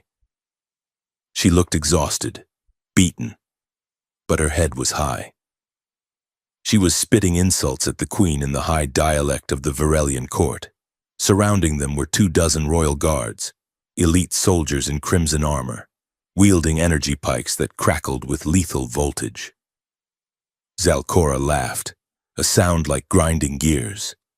She looked at Jason as he entered. She did not look afraid. She looked amused. She spoke, her voice amplified by the room's acoustics. She welcomed the mongrel. She asked if he had come to watch his mistress die. Jason walked forward. He did not draw his weapon. He walked with a calm, terrifying purpose. The guards stepped forward, leveling their pikes. Zalcora gestured for them to wait. She wanted to play. She looked down at Avra. She taunted the princess. She said, "Look at him. Look at the little Terran. He thinks he is a savior." She asked Avera if it was humiliating to be rescued by livestock. Avra lifted her head. She looked at Jason. Her eyes were swollen, but the gold burned bright. She did not look at him with pity. She looked at him with expectation.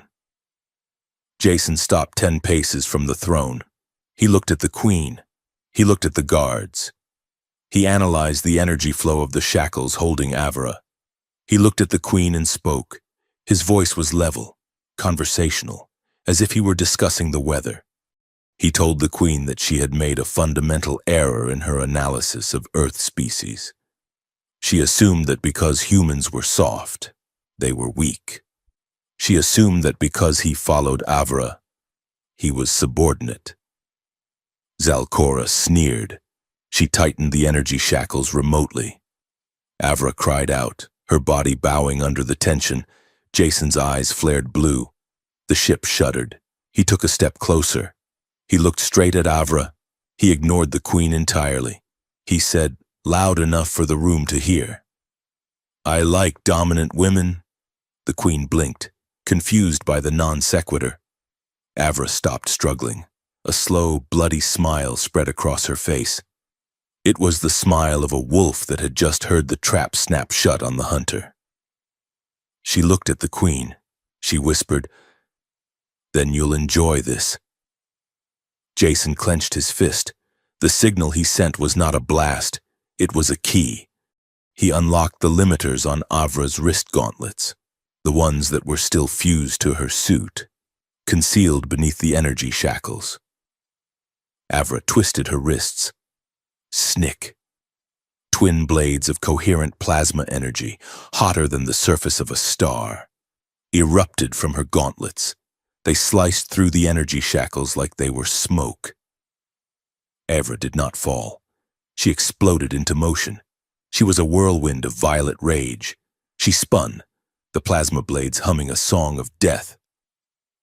The 2 guards nearest her were bisected before they could register she was free. Jason moved simultaneously. He raised his hand, telekinetically gripping the 2 guards flanking the queen and slamming them into each other with the force of a freight train. The room erupted into violence. Avra was loose, and she was making up for lost time. She ducked under a pike thrust, severed the guard's legs, and backflipped off his collapsing torso to impale another. She was laughing, a terrifying, battle-mad sound. Zalcora shrieked, trying to interface with the ship's defenses to turn the turrets inward. Jason saw the data stream. He reached out and crushed it. He locked the queen out of her own mind. He walked toward her as Avra dismantled her guard. It was a slaughter. The Varelian princess was an artist, and the throne room was her canvas. Within 30 seconds, the guards were dead. The floor was slick with alien blood. Avra stood before the queen, her chest heaving, her plasma blades humming. She looked at the twisted monstrosity on the throne. Zalcora whimpered, powerless, disconnected. Avra retracted one blade. She grabbed the queen by her cybernetic jaw. She told her that true dominance was not about machines, then it was about spirit. She drove her remaining blade into the Queen's primary power core. Zalcora screamed as her systems overloaded. The feedback loop surged through the throne, blowing out the dampeners. The room began to shake violently. Warning lights strobed red. The World Eater was dying. The containment field for the Singularity Drive was collapsing. Jason ran to Avra. She stumbled, the adrenaline crash hitting her. He caught her. She looked up at him, blood on her teeth, sweat matting her hair. She looked wild and beautiful. She grabbed the lapels of his tactical vest and pulled him down. She kissed him. It was a kiss of iron and blood, fierce and claiming. She broke the kiss, gasping. She said he took his time. Jason grinned, wiping a smear of blood from her cheek. He said he had to catch his breath. The ceiling groaned. A chunk of obsidian the size of a car crashed down onto the throne, crushing the remains of the Queen. They ran. They sprinted through the dying ship, dodging falling debris and secondary explosions. The gravity was gone, replaced by the chaotic pull of the Singularity forming in the engine room. They leaped across chasms of twisted metal, Jason using his telekinesis to clear the path, Avra using her blades to cut through sealed bulkheads. They reached the hangar. Their shuttle was debris, crushed by a falling gantry. Avra cursed. Jason scanned the bay. There, a Thalzar escape yacht, sleek, fast. They sprinted for it. Jason blew the hatch with a thought. They threw themselves inside. Jason scrambled to the pilot's seat. He did not need manual controls.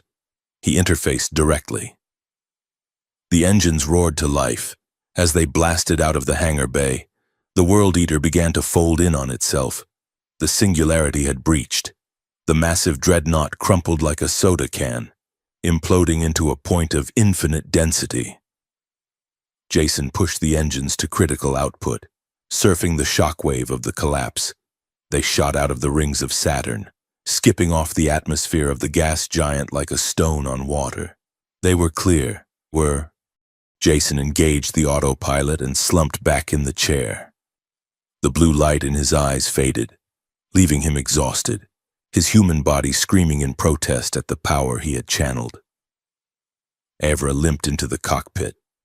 She had found a med kit. She sat in the co-pilot's seat and began to clean the cut on her head. She looked at him. She looked at his hands, which were shaking. She reached out and took his hand. She interlaced her fingers with his. She asked if it was over. Jason closed his eyes. He reached out with his mind, feeling for the rest of the AI. He felt the core they had left with Thorn. It was safe, but he felt something else. A ripple in the dark, a signal coming from beyond the edge of the galaxy. Thousands of signals. The Thalzar were not the only ones listening. The destruction of the dreadnought had been a beacon, a dinner bell. The AI whispered the truth to him. The precursors didn't leave Earth to hide. They left Earth to prepare. Jason opened his eyes. He looked at Avra. He squeezed her hand tight. He told her no. He said the Thalzar were just the vanguard. He looked out at the stars. They didn't look like math anymore. They looked like a battlefield. He said the war was just beginning. Avra followed his gaze. She didn't flinch. She checked the charge on her gauntlets. She leaned back, a small, dangerous smile playing on her lips. She said good. She said she was just getting warmed up. Jason laughed, a tired, happy sound. He engaged the hyperdrive, and the stars stretched into lines of infinite light, carrying them away from the ruins of the battle and into the uncertain future. The view from the observation deck of the Pax Solar was a masterpiece of engineered tranquility. But to Jason Wren, it looked like a chaotic equation struggling to balance itself. The diplomatic cruiser drifted in high orbit over the Pacific Ocean, a neutral ground where the fragile future of Earth was being debated in circular, exhausting arguments. Jason stood by the transparasteel-reinforced glass, nursing a headache that felt less like pain and more like the hum of a high-voltage transformer lodged in his frontal lobe. The Shaper AI had integrated deeper into his neural pathways over the last 6 months. He no longer just saw the world, he read it. The structural integrity of the deck plating, the oxygen mixture in the recyclers, the heart rate of the guard standing 20 feet away. It all flooded his mind in a constant, overwhelming stream of data. He blinked, forcing his eyes to focus on the reflection in the glass rather than the molecular density of the pain itself. He looked tired. His human eyes were permanently rimmed with the faint blue luminescence of the AI, marking him as something other, something more, or perhaps something less. Behind him, the heavy doors of the conference suite opened. Princess Avera emerged. She was not wearing her armor. She wore the high-collared silver and violet robes of a Varelian diplomat, a concession to the human sensitivities that viewed battle gear as an act of aggression. But even in silk, she moved like a predator. Her stride was predatory, her posture rigid with suppressed irritation. She stopped beside him, crossing her arms. She stared down at the blue-white marble of Earth. She spoke without looking at him. She said the American delegation was stalling again.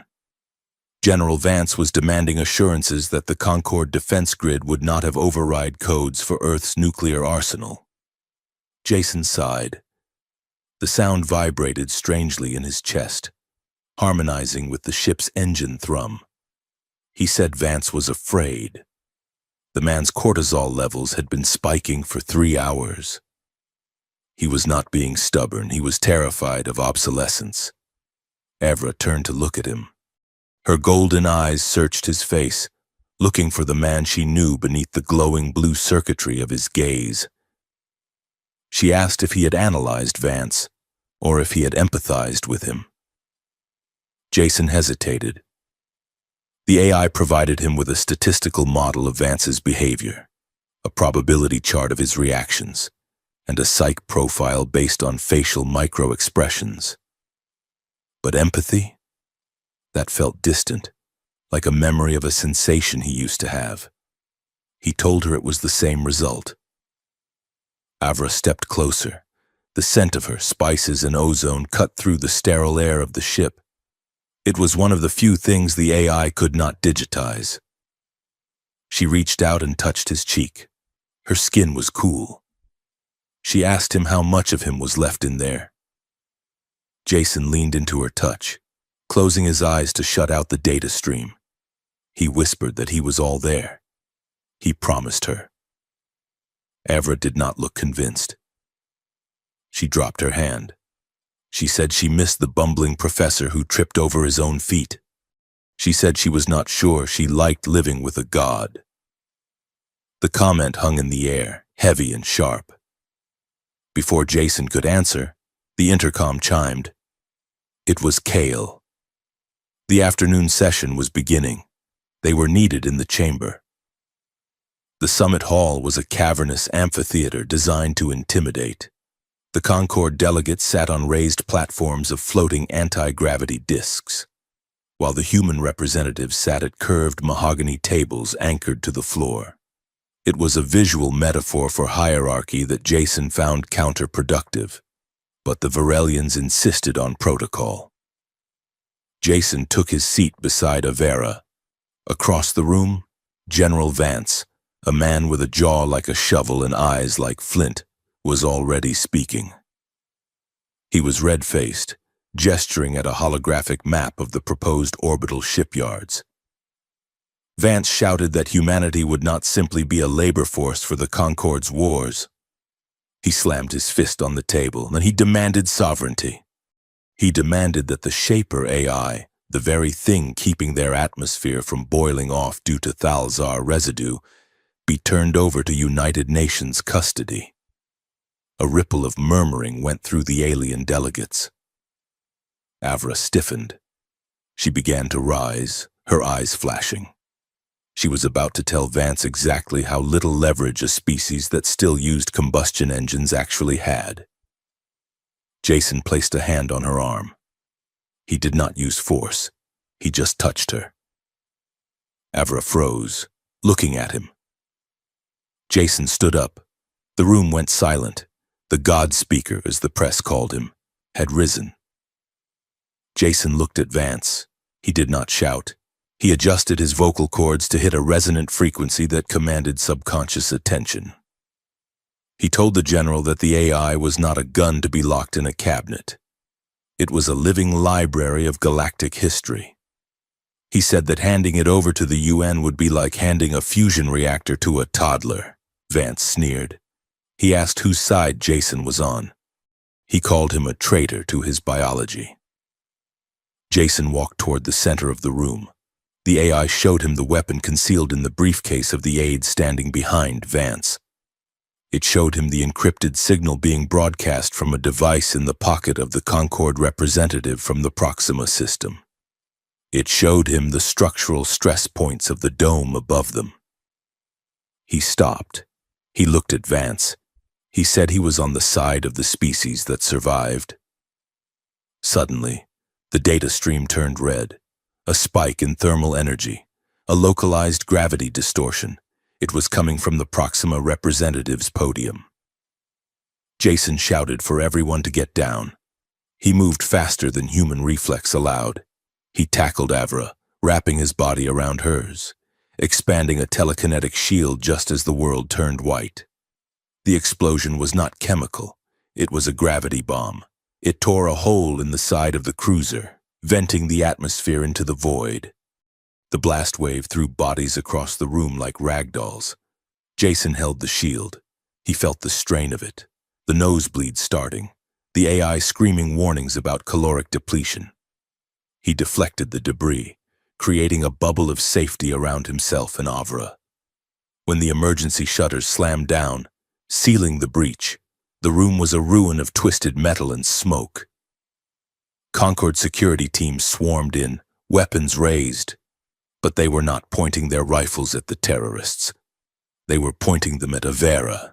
Scylla, the Varelian operative who had been their ally, stepped out of the smoke. She was wearing the white armor of the Concord internal security. She held a data pad. She announced that the bomb residue matched the unique energetic signature of Princess Avra's gauntlets.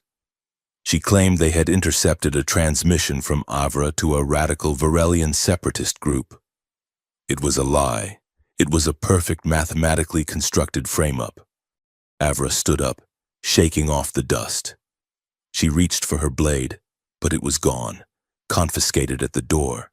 She bared her teeth. She shouted that Scylla was a liar. Scylla smiled, a cold, triumphant expression. She ordered the guards to arrest the traitor. Jason stepped forward, his eyes glowing. He began to raise his hand. Avra grabbed his wrist. She whispered for him to stop. She said if he attacked Concord security now, he would prove Vance right. He would prove he was a monster. She told him to let them take her. She told him to find the truth. Jason looked at her. He saw the logic. It was the only play. He lowered his hand. He watched as they shackled Avra. He watched as they dragged her away. She did not look back. She held her head high, every inch the royalty she was born to be. Jason stood alone in the wreckage of the Peace Summit. The headache was gone. In its place was a cold, terrifying clarity. They had taken his anchor. Now, there was nothing holding him back. He did not go to his quarters. He went to the server core of the cruiser. He placed his hand on the mainframe. He did not hack it. He overwhelmed it. He poured his consciousness into the ship's nervous system, seizing control of the cameras, the logs, the sensors. He found the footage. He found the glitch in the recording where Scylla had planted the device. He traced the signal back to a hidden frequency used by a rogue faction within the Concord, Warmongers who wanted Earth to be a battlefield, not a partner, so they could profit from the arms dealing. Scylla was their agent. He had the proof, but proof took time. And Avra was in a holding cell in the maximum security wing of the Pax Solar, scheduled for transfer to a penal colony in the morning. Jason decided he was done with politics. He walked to the security wing. The blast doors were rated to withstand a tactical nuclear warhead. 2 guards stood watch. Jason did not slow down. He reached out with his mind and grabbed the locking mechanism inside the door. He twisted. The massive steel doors groaned, buckled, and tore open as if they were made of tin foil. The guards raised their weapons. Jason looked at them. He didn't hurt them. He simply adjusted the gravity around them, pinning them to the ceiling with 5 Gs of force. They passed out instantly. He walked down the corridor. Alarms were blaring now. Automated turrets dropped from the ceiling. Jason dismantled them telekinetically, stripping them into their component parts before they could fire a shot. He reached Cell 4 Alpha. Avra was pacing inside. She looked up as the door dissolved into dust. She looked at him. She looked at the destruction behind him. She grinned. She asked if he had brought a lawyer. Jason smiled. It was a human smile, tired and real. He said he decided to appeal the verdict. He offered her a hand. They ran. The ship was in lockdown. Scylla knew he was coming. She had deployed the elite guard. They fought their way to the upper atrium, a massive glass-domed park in the center of the cruiser. It was a zero-gravity zone, usually reserved for recreation. Now, a battlefield. Scylla was waiting. She hovered in the center of the dome, wearing a prototype combat suit that bristled with weaponry. She was not alone. A dozen combat drones floated around her. Scylla's voice amplified over the speakers. She told Jason that he was predictable. She said his attachment to the female was his fatal flaw. She said the AI deserved a better host. Avra pushed off the bulkhead, launching herself into the 0G void. She grabbed a decorative metal spear from a statue of a Concorde founder as she flew. She shouted that Scylla talked too much. The duel was a 3-dimensional ballet of violence. Avra and Scylla clashed in midair, the spear sparking against Scylla's energy shields. They spun and kicked, using the floating debris for cover and leverage. Avra was relentless, a whirlwind of fury. But Scylla had the technology. Her suit fired micro-missiles that tracked Avra's heat signature. Jason hung back near the entrance, his mind expanding. He wasn't fighting Scylla. He was fighting the environment. He saw the structural lattice of the dome. He saw the stress points. He reached out and grabbed the ship. He twisted the gravity well. The dome groaned. The artificial gravity shifted 90 degrees. Up became left. The water from the ornamental lake crashed sideways, a tidal wave in the sky. The drones were confused, their gyros struggling to compensate. Jason crushed them one by one, imploding them into scrap metal. Scylla screamed in frustration. She broke away from Avra and turned her weapons on Jason. She fired a plasma cannon. Jason did not dodge. He caught the bolt. He caught the pure energy in his palm, the AI converting the heat into data, then dissipating it. He looked at Scylla. He spoke across the distance, his voice echoing in her helmet. He told her that she wanted a god. He told her to look closely. He ripped the power core out of her suit from 50 yards away. Scylla dropped like a stone, her suit dead weight. She crashed into the soft earth of the garden, tumbling through the flower beds. Avra landed beside her a second later. She placed the tip of the metal spear at Scylla's throat. Scylla panted, looking up with defiant hate. She spat that it didn't matter. The war was coming. The Concorde was fractured. The AI would consume Jason eventually. Avra looked at Jason. He was hovering in the air, surrounded by a halo of blue light. He looked terrifying. He looked distant. She called his name. Jason looked down. He saw Avra.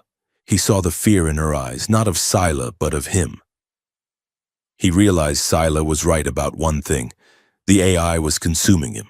Every time he used it, he lost a little more of Jason Wren. The power was too great for one biological mind. It demanded total integration. To save Earth, he would have to stop being human. He would become a cold, calculating overseer, a tyrant of logic. He drifted down to the ground. The blue light faded slightly. He looked at the AI fragment pulsing in his own blood. He looked at the future it showed him, 1,000 years of peace enforced by his will. A golden cage for humanity. He shook his head. He told Scylla that the war was over, and he was not going to be the emperor. He looked at Avra. He said he had to make it stop. Avra understood. She saw the resolve in his face. She stepped back, leaving Scylla pinned but alive for the authorities.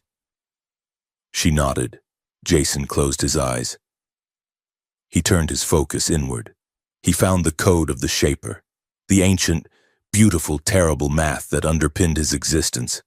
He grabbed it, and he began to delete it. It was not a simple command. It was an amputation. Jason screamed. It felt like every nerve ending in his body was being dipped in acid. White fire erupted from his pores.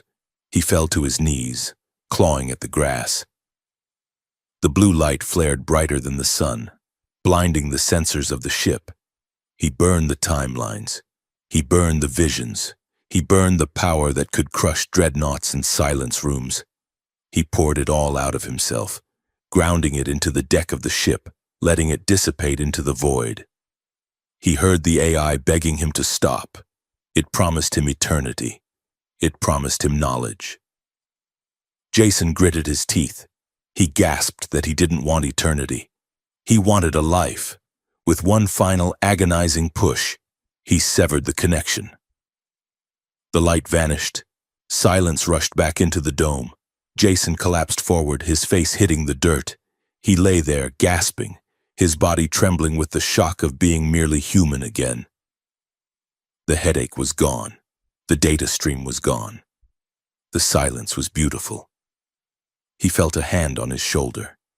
He rolled over. Avra was there. She was blurry. His eyes were just eyes now, nearsighted and watering. She wiped the sweat from his forehead. She looked terrified. She asked if he was there. Jason coughed. He tasted blood. He tried to summon a vision of the future, but he saw only her face. He tried to lift a rock with his mind, and nothing happened. He laughed. It was a weak, wheezing sound. He said he thought he pulled a muscle. Avra let out a sob that turned into a laugh. She pulled him into her arms, burying her face in his neck. She held him tight, rocking him back and forth. She whispered that he was an idiot, a wonderful, stupid idiot. Jason held on to her. He felt small, he felt fragile, and he had never felt better. Epilogue. The plaza in Geneva was a sea of color. Flags of 100 nations snapped in the wind alongside the banners of the Galactic Concord. The air was filled with music, a fusion of Terran jazz and Varelian harmonics. It had been 3 months since the incident on the Pax Solar. The evidence Jason unearthed had purged the corrupt elements from the Concord. Scylla was in a high-security prison on an asteroid in the Kuiper Belt. General Vance had retired, replaced by a diplomat who understood that cooperation was survival. Jason Wren stood at the edge of the crowd, leaning on a cane.